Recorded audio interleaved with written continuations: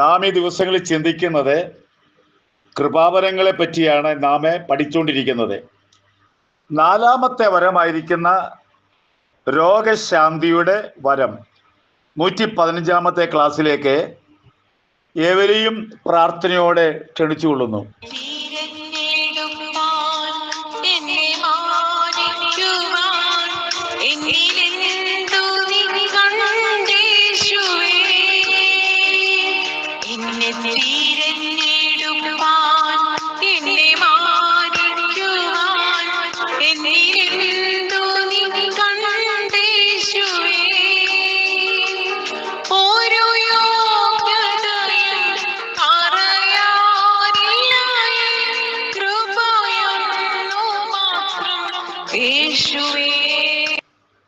രോഗശാന്തി ദൈവത്തിൻ്റെ വാഗ്ദാനങ്ങളിൽപ്പെട്ട ഒന്നാണ്.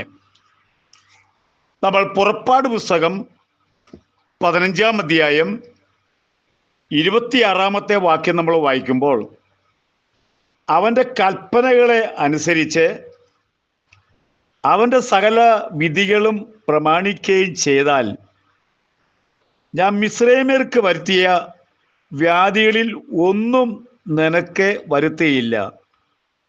ഞാൻ നിന്നെ സൗഖ്യമാക്കുന്ന യഹോവ ആകുന്നു എന്നരുളി ചെയ്തു.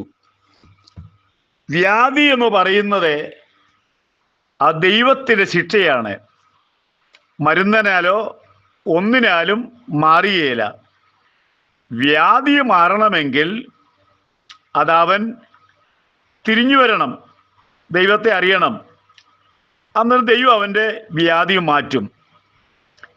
103-ാം സങ്കീർത്തനം 2-ാമത്തെ വാക്യം, അവൻ നിന്റെ സകല രോഗങ്ങളെ സൗഖ്യമാക്കുന്നു. ഒരു രോഗമല്ല, എല്ലാ രോഗവും ദൈവം സൗഖ്യമാക്കുന്നു. ഇത് ദൈവത്തിൻ്റെ വാഗ്ദാനത്തിൽപ്പെട്ട ഒരു കാര്യമാണ്. പാപത്താൽ രോഗമുണ്ടാകും. പാപമേറ്റു പറഞ്ഞു പ്രാർത്ഥിച്ചാൽ രോഗത്തിന് സൗഖ്യം ലഭിക്കുമെന്ന് യാക്കോബിൻ്റെ ലേഖനം 5-ാം അധ്യായം അതിൻ്റെ 13 വരെയുള്ള വാക്യങ്ങൾ നമ്മൾ വായിച്ചു നോക്കുമ്പോഴേ അവിടെ ഒരു പ്രത്യേക സൗഖ്യമാണ് ദൈവം വച്ചിരിക്കുന്നത്. ഇത് നമ്മളാരും അങ്ങനെ ചെയ്യാത്തൊരു കാര്യമാണ്.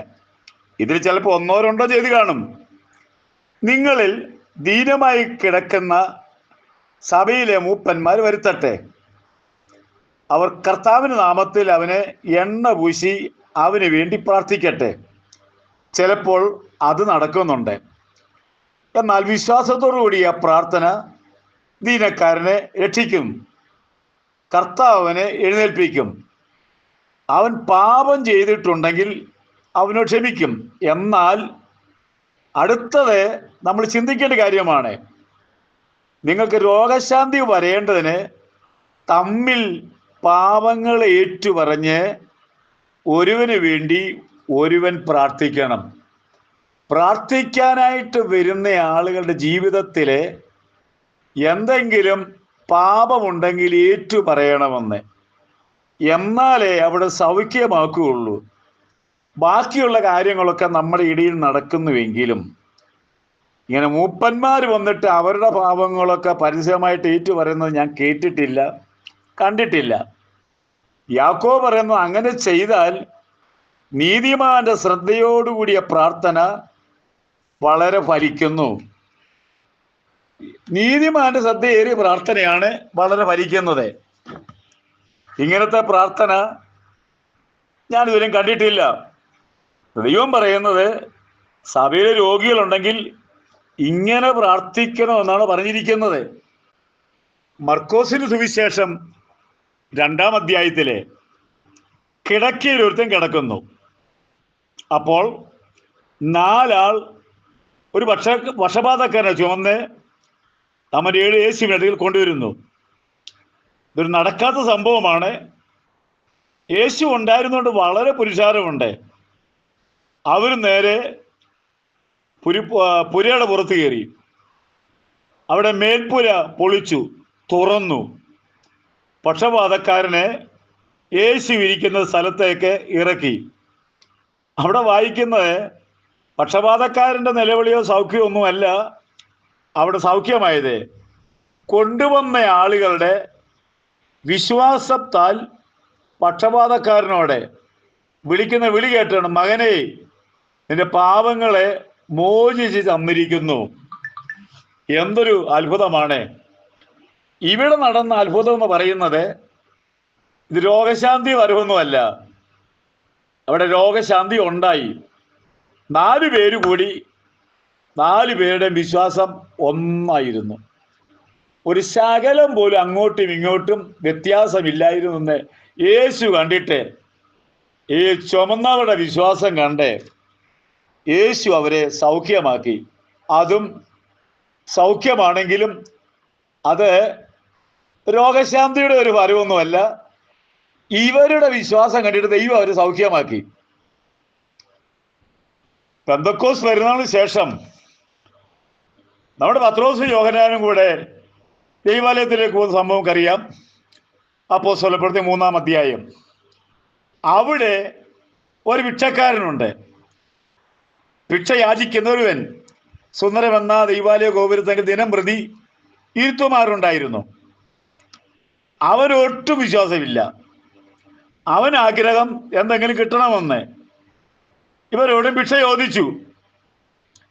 പക്ഷേ പത്രോസ് യോഹന്നാനോട് അവൻ ഉറ്റുനോക്കി. ഞങ്ങളെ നോക്കാൻ പറഞ്ഞു. അവർ വിചാരിച്ചു എന്തെങ്കിലും കിട്ടുമെന്ന്.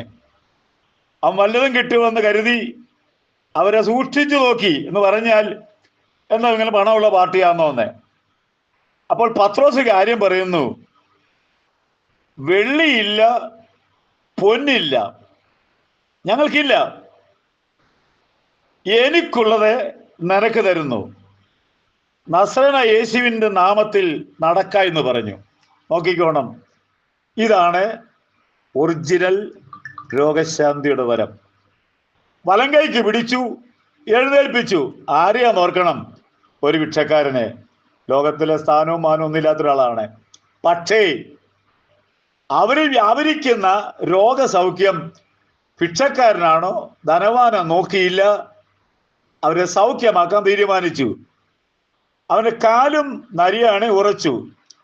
അവൻ കുതിച്ചെഴുന്നേറ്റ് നടന്നും തുള്ളിയും ദൈവത്തെ പുകഴ്ത്തി. ഇതാണ് ബൈബിളിൽ പറഞ്ഞിരിക്കുന്ന ഒറിജിനൽ രോഗശാന്തിയുടെ വരം. ഞാൻ ഒത്തിരി ഭാഗമുണ്ടെന്ന് പറഞ്ഞാലും എനിക്ക് സമയത്തിനൊരു പരിധിയുണ്ട്. അതുകൊണ്ട് ഞാൻ വളരെ ബ്രീഫായിട്ടാണ് ഈ ക്ലാസ് എടുക്കുന്നത്. പൗലോസ് അപ്പോസ്തലൻ ലുസ്ത്രയിൽ ചെന്നു. ഒരിക്കലും നടന്നിട്ടില്ലാത്തൊരു മനുഷ്യനുണ്ടായിരുന്നു. പൗലോസെ സൗഖ്യമാക്കി. അവന് അത്ഭുത സൗഖ്യം ഉണ്ടായി. അപ്പോസ്തലപ്രവൃത്തി 14-ാം അധ്യായത്തിലാണ് പൗലോസ് പറഞ്ഞത്, നീ എഴുന്നേക്കാൻ പറഞ്ഞു. അത്ഭുതമായി കാലൂന്നി നിവർന്നു നിന്നു. ഇതൊക്കെയാ രോഗശാന്തിയുടെ വരവെന്ന് പറയുന്നത്. എന്നാൽ വേറെയും പലതുണ്ട്. പാപം ഏറ്റുപറച്ചിൽ സൗഖ്യം ഉണ്ടാകുന്നുണ്ട്. പിന്നെ നമ്മുടെ വിശ്വാസത്താൽ സൗഖ്യമുണ്ട്. ഇത് വിശ്വാസത്താലുള്ള സൗഖ്യമാണ്, പ്രാർത്ഥനയുടെ സൗഖ്യമാണ്. എന്നാൽ രോഗശാന്തിയുടെ വരം ഞാൻ മുമ്പേ പറഞ്ഞ പോലാണ്. പത്രോസിലുണ്ടായിരുന്നു, യോഹന്നാനുണ്ടായിരുന്നു, പൗലോസിലുണ്ടായിരുന്നു. ഈ വരം ഏറ്റവും പ്രധാനമായ കാര്യമാണ്. ഇതൊരു പ്രധാനപ്പെട്ട വരമാണ്.